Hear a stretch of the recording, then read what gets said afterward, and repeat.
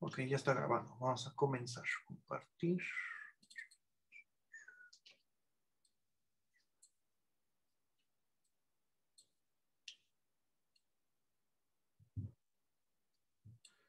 Bueno, la práctica que vamos a ver hoy es punto de fusión y recristalización. Y aquí unos cristalitos de acetamida para que los conozcan, pero ahorita los vamos a ver. Entonces, como introducción, vamos a ver los estados de agregación molecular de la materia. Como ustedes saben, la materia se presenta en 3 estados de agregación principalmente, aunque ahorita vamos a ver otros 2. Que es sólido, líquido y gas. Y bueno, más bien la interacción que hay entre ellos 3 depende mucho tanto de la presión como de la temperatura. De hecho, hay una combinación de presión y temperatura donde los 3 estados de la materia convergen al mismo tiempo. Esto se conoce como punto triple. Y hay otro punto donde el líquido y el gas ya no son reconocibles. Esto se conoce como punto crítico. Pero bueno, vamos a hablar ahorita de ellos un poquito más adelante.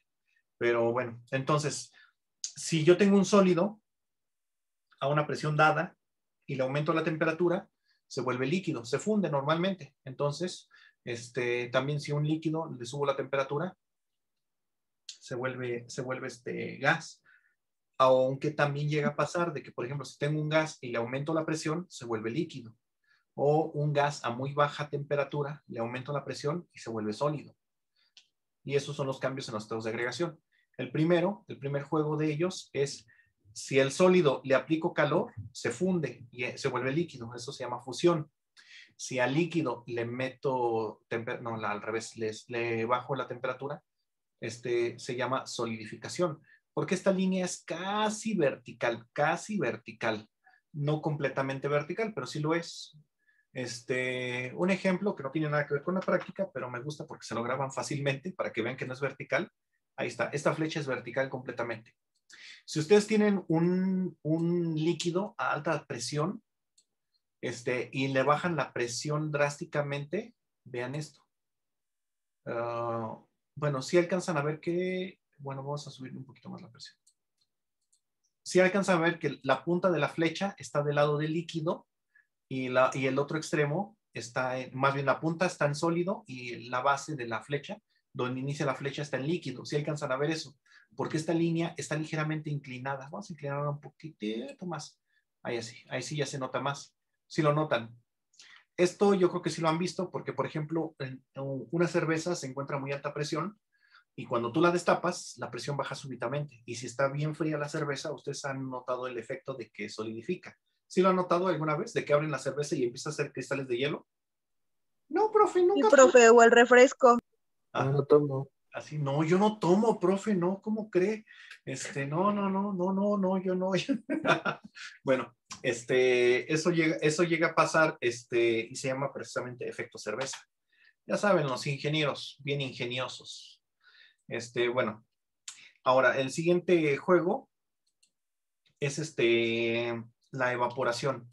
Cuando yo tengo un líquido y le subo la temperatura, se llama evaporación, que el líquido evapora. O también, si lo que hago es que al líquido le subo la temperatura y le aumento la presión, pero sigue cambiando a gas, sigue llamándose evaporación. O al revés también, si tengo el gas y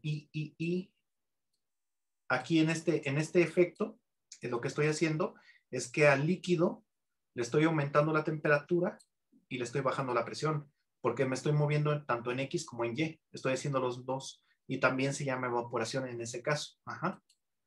El siguiente caso es con la condensación. La condensación se maneja únicamente cuando tengo un vapor, un gas, y al bajarle la temperatura se vuelve líquido. Esa va siendo la condensación. El que sigue se llama licuefacción. ¿Cuándo se llama licuefacción y cuándo es condensación? La condensación es cuando el gas le bajo temperatura y se vuelve líquido. La licuefacción es cuando al mismo gas no le cambio la temperatura, solamente lo comprimo, es decir, aumento la presión y entonces se vuelve líquido. Por eso se llama licuefacción. Aunque también aplica si hago ambas, bajar temperatura y subir presión, también se llama licuefacción a ese proceso. El otro paso es cuando pasa de sólido, más bien el siguiente cambio es cuando pasa de sólido a gas y se llama sublimación. ¿Qué? ¿Por qué no cambias? Ah, sí. Y si paso de gas a sólido, se llama deposición. Noten aquí la flechita que entonces la sublimación aplica de que al sólido simplemente le bajo presión y se vuelve gas. O bajo presión y aumento temperatura y se llama sublimar. Y también se llama deposición al simple hecho de aumentar la presión del gas tanto que se vuelva sólido, o bajar temperatura y aumentar presión también es deponer, que el gas depone. Cualquiera, entonces, vean que este término, el de deposición y el de sublimación, como son también relativamente nuevos, al igual que el de licuefacción, aplica para ambos sentidos, mientras que el término condensar es mucho más viejo y nada más aplica en un solo sentido, lo mismo que estos. Ajá. Bueno, dudas, comentarios hasta ahí, ¿todo bien? Sí. Bueno, en todas las sustancias, los estados de agregación dependen de la presión y la temperatura. Como habíamos visto, este es el punto triple, una combinación específica de presión y temperatura donde convergen los tres estados de agregación molecular, y el otro es el punto crítico donde tenemos nada más el estado líquido y el estado gaseoso y se hacen difusos de aquí para arriba. Y las sustancias que están de aquí para arriba pertenecen a otro estado de agregación molecular, lo que se llama fluidos supercríticos. Bueno, ustedes son de alimentos, ¿verdad? ¿O son ambientales? Sí, profe.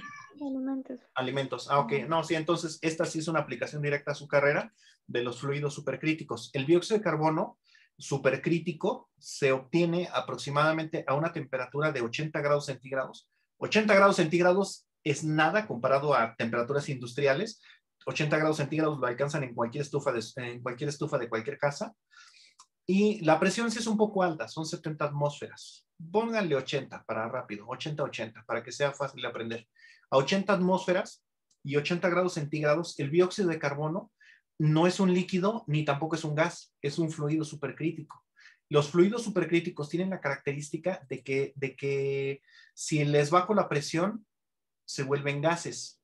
Si les subo la presión, no se van a volver líquidos. O sea, realmente un fluido supercrítico se puede confundir muy fácilmente con un gas. Muy fácilmente se confunden, pero no es lo mismo. De hecho, tanto que algunos fluidos supercríticos que hay por ahí en la naturaleza, los científicos creían que eran gases y hasta todavía les dicen hoy en día gases, pero ya se sabe que son fluidos. Por ejemplo, el helio, conocen todos los globos con helio, el que le mandaban las cartitas a los Reyes Magos y terminaban ahogando a un pato en alta mar cuando caía el globo lejos de donde lo mandaron, si se acuerdan. Bueno, no se acuerdan del pato que mataron cuando mandaron el globo, pero sí se acuerdan que alguna vez mandaron globos a los Reyes Magos. Bueno, pues el helio no es un gas, es un fluido supercrítico, porque por más que le metas presión, no se vuelve líquido. Necesitas enfriarlo para que al bajar la temperatura ya pases al rango de líquido, pero mientras no. El hidrógeno también es un fluido supercrítico. Por más que le metas presión, no se va a volver gas, no se va a volver líquido, va a parecer un gas todavía. Necesitas enfriarlo para que se vuelva líquido. Bueno, el dióxido de carbono, cuando está en fluido supercrítico, tiene la linda cualidad de que al ponerlo con los granos de café, disuelve la cafeína. La cafeína es soluble en el fluido supercrítico. Entonces, entonces agarran, ponen el dióxido de carbono supercrítico con los granos de café, se solubiliza la cafeína, quitan los granos de café, esto sigue a muy alta presión, 80 atmósferas, y automáticamente lo que hacen es bajar la presión, y al momento de que bajas la presión, ¿qué le pasa al fluido supercrítico? Pasa a ser un gas. Entonces, la cafeína no es soluble en un gas, y entonces la cafeína precipita, y así obtienes cafeína casi completamente pura a partir del café. Y así es como se obtiene el café descafeinado. ¿Sí sabían? No. Bueno. No. Otro estado de la materia, por eso les digo que es una aplicación directa hacia alimentos, porque así obtienes cafeína pura, que se utiliza como medicamento, y obtienes también como subproducto café descafeinado. Otro estado de la materia es el plasma, que se forma a muy alta temperatura y muy baja presión. También se puede formar por carga eléctrica, obviamente, pero eso sería ponerle aquí un tercer eje, que es el de carga eléctrica. Y bueno, entonces el plasma también lo conocen. Por ejemplo, los primeros ensayos que había con plasma eran esto, lo que es la cruz de Malta, donde se aceleran electrones y se impactaban con una cruz, aquí que es la cruz de Malta, formaba la sombra, y este es el principio con el cual funcionaban las televisiones viejitas que usaban cinescopio. Las modernas ya no usan un cinescopio, usan millones de cinescopios chiquititos. Y bueno, entonces los electrones se aceleran y pasan a esta parte. Y esos son los rayos catódicos. Pero entonces esto va siendo prácticamente plasma. Más bien, esta es la parte que es plasma. Esto es plasma. Y entonces, si tú le haces un agujero a una de estas lámparas, ¿qué le pasa si se golpea tantito este tubo de vidrio? ¿Qué le pasa a esta lámpara? ¿Qué le pasará? ¿Sale un gas? Deja de prender. No, no sale gas. Al contrario, le entra gas. Al estrellarla, estas lámparas están al vacío. Entonces, al momento de que la rompes, como está al vacío, está a una presión baja. Estás en esta partecita de presión baja. Y al aumentarle la temperatura, que también se le aumenta con el voltaje, se vuelve plasma y todo el plasma emite luz, que es lo que estamos viendo aquí. Entonces, está a baja temperatura, está a baja presión, alta temperatura. Y al momento de que le haces un agujero, le entra aire y sube la presión. Entonces, el plasma pasa a ser gas y el gas no emite luz. Lo que emite luz es el plasma. Entonces, el convertir un gas en plasma se llama ionización, y puedes ionizar un gas mediante alta temperatura o aplicando carga eléctrica. Y cuando bajas la temperatura o eliminas la carga eléctrica se llama desionización. Y por último, hacia los fluidos supercríticos, también si tienes un gas y le metes mucha presión, a esto se le llama fluidización crítica. Y si lo llevas en sentido contrario, pues se llama defluidización crítica.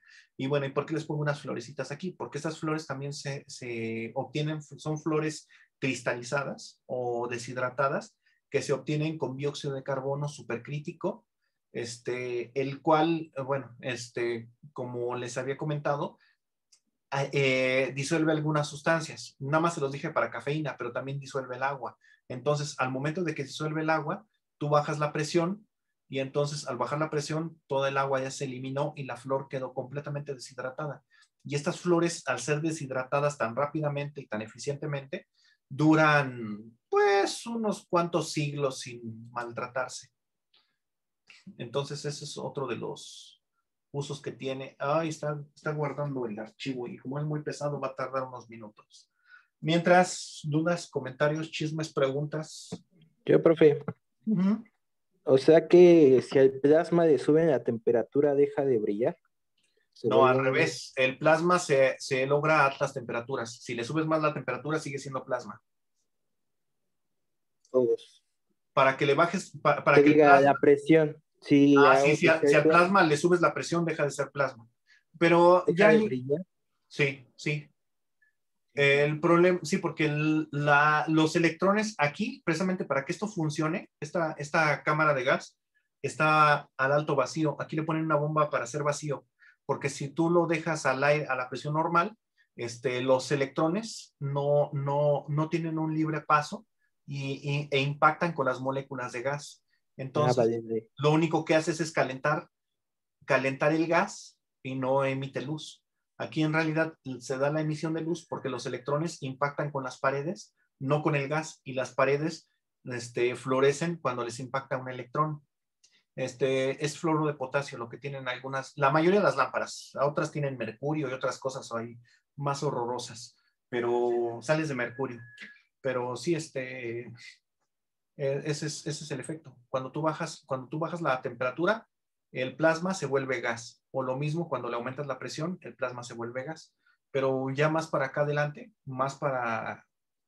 a presiones muy altas, perdón, a temperaturas muy altas, aunque le subas la presión, el plasma sigue siendo plasma, porque esta sube exponencialmente. Pero eso ya es a temperaturas del sol, por ejemplo. En el sol, el plasma está a muy alta presión, pero está a muy alta temperatura. Entonces, por más que le bajes la presión o le hagas algo, el plasma sigue siendo plasma.